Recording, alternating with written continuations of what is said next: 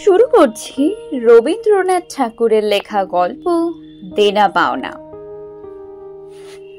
5 ছেলের পর যখন এক কন্যা জন্মিল, তখন বাপ মায়ে অনেক আদর করিয়া তাহার নাম রাখিল নিরুপমা। এ গোষ্ঠীতে এমন শৌখিন নাম ইতিপূর্বে কখনো শোনা যায় নাই। প্রায় ঠাকুর দেবতার নামই প্রচলিত ছিল। গণেশ, কার্তিক, পার্বতী তাহার উদাহরণ। এখন নিরুপমার বিবাহের প্রস্তাব চলিতেছে। তাহার পিতা রামসুন্দর মিত্র অনেক খোঁজ করেন, কিন্তু পাত্র কিছুতেই মনের মতন হয় না। অবশেষে মস্ত এক রায় বাহাদুরের ঘরের একমাত্র ছেলেকে সন্ধান করিয়া বাহির করিয়াছেন। উক্ত রায় বাহাদুরের পৈতৃক বিষয় আশয় যদিও অনেক হ্রাস হইয়া আসিয়াছে, কিন্তু বনেদি ঘর বটে। বরপক্ষ হইতে 10,000 টাকা পণ এবং বহুল দান সামগ্রী চাহিয়া বসিল। রামসুন্দর কিছুমাত্র বিবেচনা না করিয়া তাহাতেই সম্মত হইলেন। এমন পাত্র কোনো মতে হাতছাড়া করা যায় না। কিছুতেই টাকার জোগাড় আর হয় না। বাধা দিয়া বিক্রয় করিয়া অনেক চেষ্টাতেও 1,000-6,7 বাকি রহিল। এদিকে বিবাহের দিন নিকট হইয়া আসিয়াছে। অবশেষে বিবাহের দিন উপস্থিত হইল। নিতান্ত অতিরিক্ত সুদে একজন বাকি টাকাটা ধার দিতে স্বীকার করিয়াছিল, কিন্তু সময়কালে সে উপস্থিত হইল না। বিবাহ সভায় একটা তুমুল গোলযোগ বাঁধিয়া গেল। রামসুন্দর আমাদের রায় বাহাদুরের হাতে পায়ে ধরিয়া বলিলেন, শুভ কার্য সম্পন্ন হইয়া যাক, আমি নিশ্চয় টাকাটা শোধ করিয়া দিব। রায় বাহাদুর বলিলেন, টাকা হাতে না পাইলে বর সভাস্থ করা যাইবে না। এই দুর্ঘটনায় অন্তঃপুরে একটা কান্না পড়িয়া গেল। এই গুরুতর বিপদের যে মূল কারণ, সে চেলি পড়িয়া, গহনা পড়িয়া, কপালে চন্দন লেপিয়া চুপ করিয়া বসিয়া আছে। ভাবি শ্বশুরকুলের প্রতি যে তাহার খুব একটা ভক্তি কিংবা অনুরাগ জন্মিতেছে, তাহা বলা যায় না। ইতিমধ্যে একটা সুবিধা হইল। বর সহসা তাহার পিতৃদেবের অবাধ্য হইয়া উঠিল। সে বাপকে বলিয়া বসিল, কেনা বেচা দরদামের কথা আমি বুঝি না, বিবাহ করিতে আসিয়াছি, বিবাহ করিয়া যাইব। বাপ যাহাকে দেখিল তাহাকেই বলিল, দেখেছেন মহাশয় আজকালকার ছেলেদের ব্যবহার? 2-1 প্রবীণ লোক ছিল, তাহারা বলিল, শাস্ত্র শিক্ষা নীতি শিক্ষা একেবারে নাই, কাজেই বর্তমান শিক্ষার বিষময় ফল নিজের সন্তানের মধ্যে প্রত্যক্ষ করিয়া রায় বাহাদুর হতোদ্যম হইয়া বসিয়া রহিলেন। বিবাহ এক প্রকার বিষণ্ণ নিরানন্দ ভাবে সম্পন্ন হইয়া গেল। শ্বশুরবাড়ি যাইবার সময় নিরুপমাকে বুকে টানিয়া লইয়া বাপ আর চোখের জল রাখিতে পারিলেন না। নীরু জিজ্ঞাসা করিল, তারা কি আর আমাকে আসতে দেবে না বাবা? রামসুন্দর বলিলেন, কেন আসতে দেবে না মা, আমি তোমাকে নিয়ে আসব। রামসুন্দর প্রায় মেয়েকে দেখিতে যান, কিন্তু বেয়াই বাড়িতে তার কোনো প্রতিপত্তি নাই। চাকরগুলো পর্যন্ত তাহাকে নিচু নজরে দেখে। অন্তঃপুরের বাহিরে একটা স্বতন্ত্র ঘরে 5 মিনিটের জন্য কোনোদিন বা মেয়েকে দেখিতে পান, কোনোদিন বা দেখিতে পান না। কুটুম্ব গৃহে এমন করিয়া আর অপমান তো সহ্য হয় না। রামসুন্দর স্থির করিলেন, যেমন করিয়া হোক টাকাটা শোধ করিয়া দিতে হইবে। কিন্তু যে ঋণ ভার কাঁধে চাপিয়াছে, তাহারই ভার সামলানো দুঃসাধ্য। খরচপত্রের অত্যন্ত টানাটানি পড়িয়াছে এবং পাওনাদারদের দৃষ্টিপথ এড়াইবার জন্য সর্বদাই নানারূপ হীন কৌশল অবলম্বন করিতে হইতেছে। এদিকে শ্বশুরবাড়ি উঠিতে বসিতে মেয়েকে খোঁটা লাগাইতেছে। পিতৃগৃহে নিন্দা শুনিয়া ঘরে দ্বার দিয়া অশ্রু বিসর্জন তাহার নিত্য ক্রিয়ার মধ্যে দাঁড়াইতেছে। বিশেষত শাশুড়ির আক্রোশ আর কিছুতেই মেটে না। যদি কেহ বলে, আহা কি শ্রী, বউয়ের মুখখানি দেখিলে চোখ জুড়াইয়া যায়, শাশুড়ি ঝংকার দিয়া উঠিয়া বলে, শ্রী তো ভারী, যেমন ঘরের মেয়ে তেমনি শ্রী, এমনকি বউয়ের খাওয়া পড়ারও যত্ন হয় না। যদি কোনো দায় পরতন্ত্র প্রতিবেশিনী কোনো ত্রুটির উল্লেখ করে, শাশুড়ি বলে ওই ঢের হয়েছে। অর্থাৎ বাপ যদি পুরা দাম দিত তো মেয়ে পুরা যত্ন পাইত। সকলেই এমন ভাব দেখায় যেন বধূর এখানে কোনো অধিকার নেই, ফাঁকি দিয়া প্রবেশ করিয়াছে। বোধহয় কন্যার এই সকল অনাদর এবং অপমানের কথা বাপের কানে গিয়া থাকিবে, তাই রামসুন্দর অবশেষে বসত বাড়ি বিক্রয়ের চেষ্টা করিতে লাগিলেন। কিন্তু ছেলেদের যে গৃহহীন করিতে বসিয়াছেন সে কথা তাহাদের নিকট হইতে গোপনে রাখিলেন। স্থির করিয়াছিলেন বাড়ি বিক্রয় করিয়া সেই বাড়ি ভাড়া লইয়া বাস করিবেন, এমন কৌশলে চলিবেন যে তাহার মৃত্যুর পূর্বে কথা ছেলেরা জানিতে পারিবে না। কিন্তু ছেলেরা জানিতে পারিল। সকলে আসিয়া কাঁদিয়া পড়িল। বিশেষত বড় তিনটি ছেলে বিবাহিত এবং তাহাদের কাহারও বা সন্তান আছে। তাহাদের আপত্তি অত্যন্ত গুরুতর হইয়া দাঁড়াইল। বাড়ি বিক্রয় স্থগিত হইল। তখন রামসুন্দর নানা স্থান হইতে বিস্তর সুদে অল্প অল্প করিয়া টাকা ধার করিতে লাগিলেন। এমন হইল যে সংসারের খরচ আর চলে না। নীরু বাপের মুখ দেখিয়া সব বুঝিতে পারিল। বৃদ্ধের পক্ক কেশে, শুষ্ক মুখে এবং সদা সংকুচিত ভাবে দৈন্য এবং দুশ্চিন্তার প্রকাশ হইয়া পড়িল। মেয়ের কাছে যখন বাপ অপরাধী, তখন সে অপরাধের অনুতাপ কি আর গোপন রাখা যায়? রামসুন্দর যখন বেহাই বাড়ির অনুমতিক্রমে ক্ষণকালের জন্য কন্যার সাক্ষাৎ লাভ করিতেন, তখন বাপের বুক যে কেমন করিয়া ফাটে তাহা তাহার হাসি দেখিলেই টের পাইয়া যাইত। সেই ব্যথিত পিতৃ হৃদয়কে সান্ত্বনা দিবার উদ্দেশ্যে দিন কতক বাপের বাড়ি যাইবার জন্য নীরু অত্যন্ত অধীর হইয়া উঠিয়াছে। বাপের ম্লান মুখ দেখিয়া সে আর দূরে থাকিতে পারে না। একদিন রামসুন্দরকে কহিল, বাবা, আমাকে একবার বাড়ি লইয়া যাও। রামসুন্দর কহিলেন, আচ্ছা। কিন্তু তাহার কোনো জোর নাই। নিজের কন্যার ওপরে পিতার যে স্বাভাবিক অধিকার আছে তাহা যেন পণের টাকার পরিবর্তে বন্ধক রাখিতে হইতেছে। এমনকি কন্যার দর্শন সেও অতি সংকোচে ভিক্ষা চাহিতে হয় এবং সময় বিশেষে নিরাশ হইলে দ্বিতীয় কথাটি কহিবার মুখ থাকে না। কিন্তু মেয়ে আপনি বাড়িতে আসিতে চাহিলে বাপ তাহাকে না আনিয়া কেমন করিয়া থাকে। তাই বেহাইয়ের নিকট সে সম্বন্ধে দরখাস্ত পেশ করিবার পূর্বে রামসুন্দর কত হীনতা, কত অপমান, কত ক্ষতি স্বীকার করিয়া যে 3,000 টাকা সংগ্রহ করিয়াছিলেন সে ইতিহাস গোপন থাকাই ভালো। নোট কখানি রুমালে জড়াইয়া চাদরে বাঁধিয়া রামসুন্দর বেহাইয়ের নিকট গিয়া বসিলেন। প্রথমে হাস্য মুখে পাড়ার খবর পাড়িলেন। হরে কৃষ্ণের বাড়িতে একটা মস্ত চুরি হইয়া গিয়াছে, তার আদ্য প্রান্ত বিবরণ বলিলেন। ননী মাধব এবং রাধা মাধব দুই ভাইয়ের তুলনা করিয়া বিদ্যা, বুদ্ধি ও স্বভাব সম্বন্ধে রাধা মাধবের সুখ্যাতি ও নবীন মাধবের নিন্দা করিলেন। শহরে একটা নূতন ব্যামো আসিয়াছে, সে সম্বন্ধে অনেক আজগবি আলোচনা করিলেন। অবশেষে হুকাটি নামাইয়া রাখিয়া কথায় কথায় বলিলেন, হা হা বেয়াই, সেই টাকাটি বাকি আছে বটে। রোজই মনে করে যাচ্ছি অমনি হাতে করে কিছু নিয়ে যাই, কিন্তু সময়কালে মনে থাকে না। আর ভাই বুড়ো হয়ে পড়েছি।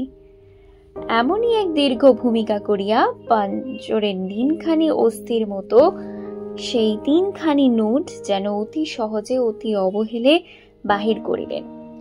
সবে মাত্র 3,000 টাকার নোট দেখিয়া রায় বাহাদুর অট্টহাস্য করিয়া উঠিলেন।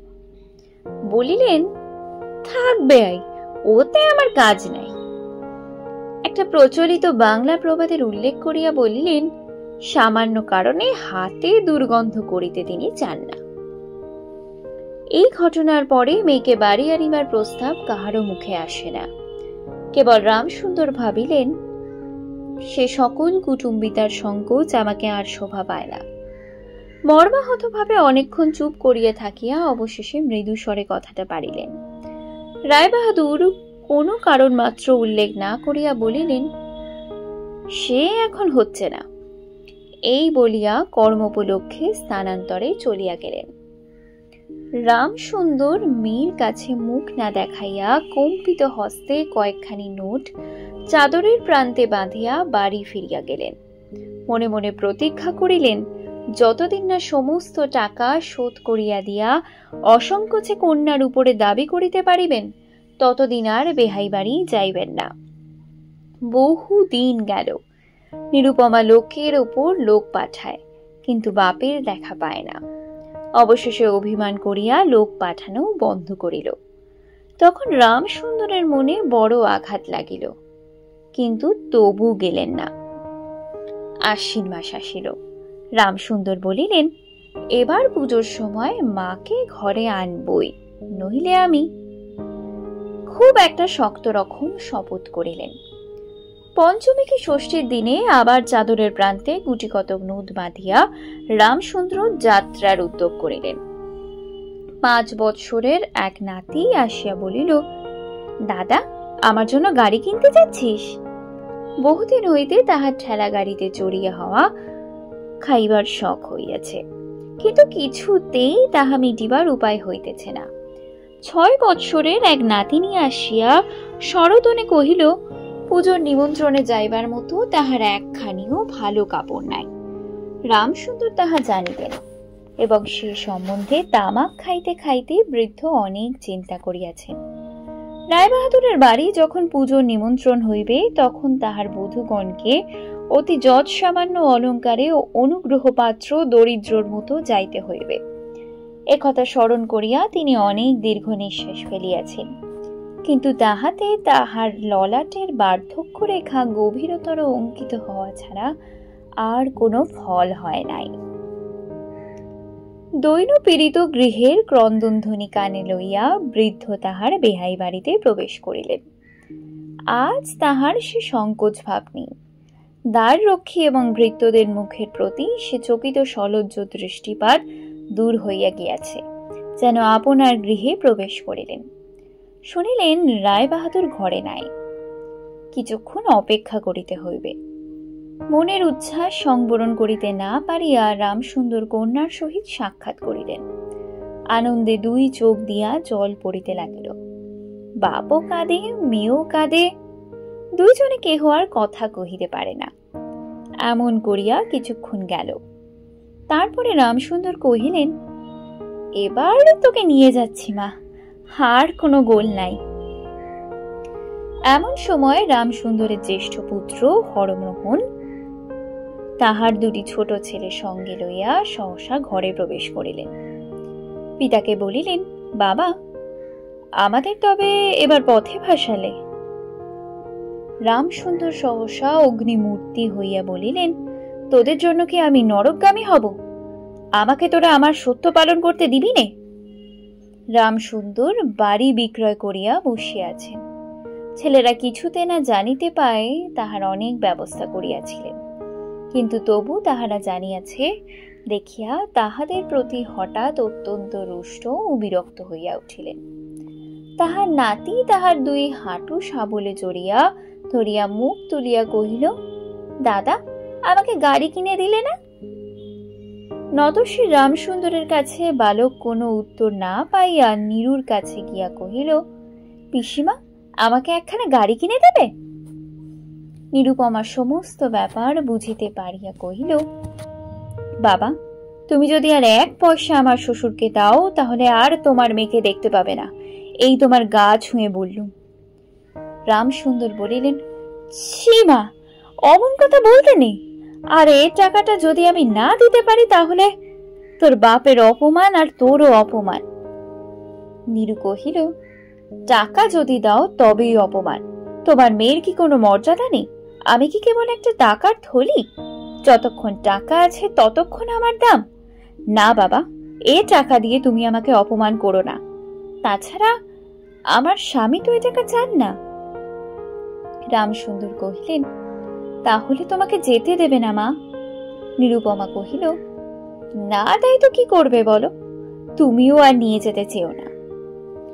রামসুন্দর কম্পিত হস্তে নোট বাঁধা চাদরটি কাঁধে তুলিয়া আবার চোরের মতো সকলের দৃষ্টি এড়াইয়া বাড়ি ফিরিয়া গেলেন।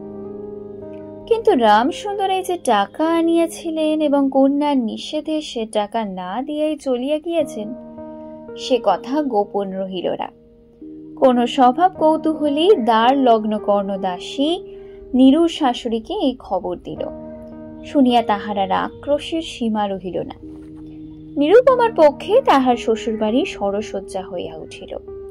এদিকে তাহার স্বামী বিবাহের অল্পদিন পরেই ডেপুটি ম্যাজিস্ট্রেট হইয়া দেশান্তরে চলিয়া গিয়াছে এবং পাছে সঙ্গ দোষে হীনতা শিক্ষা হয়, এই ওজরে সম্প্রতি বাপের বাড়ির আত্মীয়দের সহিত নীরুর সাক্ষাৎকার সম্পূর্ণ নিষিদ্ধ হইয়াছে। এই সময় নীরুর একটা গুরুতর পীড়া হইল, কিন্তু সেজন্য তাহার শাশুড়িকে সম্পূর্ণ দোষ দেওয়া যায় না। শরীরের প্রতি সে অত্যন্ত অবহেলা করিত। কার্তিক মাসের হিমের সময় সমস্ত রাত মাথার দরজা খোলা, শীতের সময় গায়ে কাপড় নাই, আহারের নিয়ম নাই। দাসীরা যখন মাঝে মাঝে খাবার আনিতে ভুলিয়া যাইত, তখন যে তাহাদের একবার মুখ খুলিয়া স্মরণ করাইয়া দেওয়া, তাহাও সে করিত না। সে যে পরের ঘরের দাসদাসী এবং কর্তা গৃহিণীদের অনুগ্রহের ওপর নির্ভর করিয়া বাস করিতেছে, এই সংস্কার তাহার মনে বদ্ধমূল হইতেছিল। কিন্তু এরূপ ভাবটাও শাশুড়ির সহ্য হইত না। যদি আহারের প্রতি বধূর কোনো অবহেলা দেখিতেন, তবে শাশুড়ি বলিতেন, নবাবের বাড়ির মেয়ে কি না, গরিবের ঘরের অন্ন ওর মুখে রোচে না। কখনো বা বলিতেন, দেখো না একবার ছিরি হচ্ছে, দেখো না দিনে দিনে যেন পোড়া কাঠ হয়ে যাচ্ছে। রোগ যখন গুরুতর হইয়া উঠিল, তখন শাশুড়ি বলিলেন, ওর সমস্ত ন্যাকামি। অবশেষে একদিন নীরু সবিনয়ে শাশুড়িকে বলিল, বাবাকে আর আমার ভাইদের একবার দেখবো মা। শাশুড়ি বলিলেন, কেবল বাপের বাড়ি যাইবার ছল। কেহ বলিলে বিশ্বাস করিবে না, সেদিন সন্ধ্যার সময় নীরুর শ্বাস উপস্থিত হইল। সেদিন প্রথম ডাক্তার দেখিল এবং সেই দিন ডাক্তারের দেখা শেষ হইল। বাড়ির বড় বউ মরিয়াছে। খুব ধুম করিয়া অন্ত্যেষ্টিক্রিয়া সম্পন্ন হইল। প্রতিমা বিসর্জনের সমারোহে সম্বন্ধে জেলার মধ্যে রায় চৌধুরীদের যেমন লোক বিখ্যাত প্রতিপত্তি আছে, বড় বউয়ের সৎকার সম্বন্ধে রায় বাহাদুরদের তেমনি একটা খ্যাতি রটিয়া গেল। এমন চন্দন কাঠের চিতা এ মুলুকে কেহ কখনো দেখে নাই।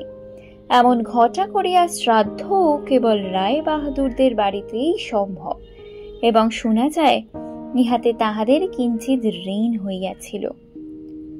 রামসুন্দরকে সান্ত্বনা দিবার সময় তাহার মেয়ের যে কিরূপ মহা সমারোহে মৃত্যু হইয়াছে, সকলেই তাহার বহুল বর্ণনা করিল। এদিকে ডেপুটি ম্যাজিস্ট্রেটের চিঠি আসিল। আমি এখানে সমস্ত বন্দোবস্ত করিয়া লইয়াছি, অতএব অবিলম্বে আমার স্ত্রীকে এখানে পাঠাইবে। রায় বাহাদুরের মহিষী লিখিলেন, বাবা, তোমার জন্য আরেকটি মেয়ের সম্বন্ধ করিয়াছি, অতএব অবিলম্বে ছুটি লইয়া এখানে আসিবে। এবারে 20,000 টাকা পণ এবং হাতে হাতে আদায়। শেষ হলো গল্প দেনা পাওনা। ভালো লাগলে অবশ্যই লাইক করবেন এবং সাবস্ক্রাইব করে পাশে থাকবেন।